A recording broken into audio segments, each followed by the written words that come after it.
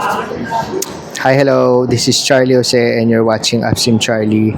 At dito po tayo ngayon sa Infinix na kiosk dito sa SM Fairview at check natin ulit yung Infinix Note 60 Pro. Tapos may live unit sila dito at check natin din yung mga camera functions niya at video functions. Siyempre, nakita ko po to bagay na bagay sa mga nagsisimula at saka mga na rin, no, nakapagsimula na mag-YouTube, mag-social media at maganda po kasi yung niya, yung camera setup niya pati yung mga functions niya at saka yung mga quality ng video, no, yung resolution na kaya niyang gawin. So check natin muna ulit yung niya, mga basic specs. So dito available yung yung orange at saka yung blue. So ito po yung functions niya.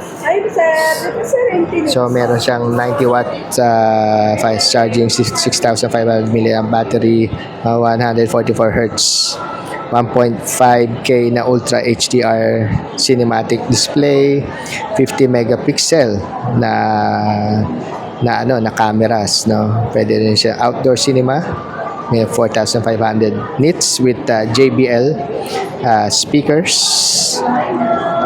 Tapos meron din siyang Snapdragon 7 Gen 4 5G. Ayan. So ito po yung isa sa units dito. Yung blue version. Ganda po, no? Ayan. Tapos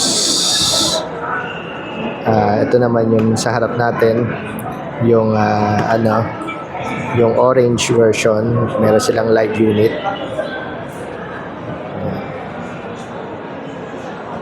Ganda niya.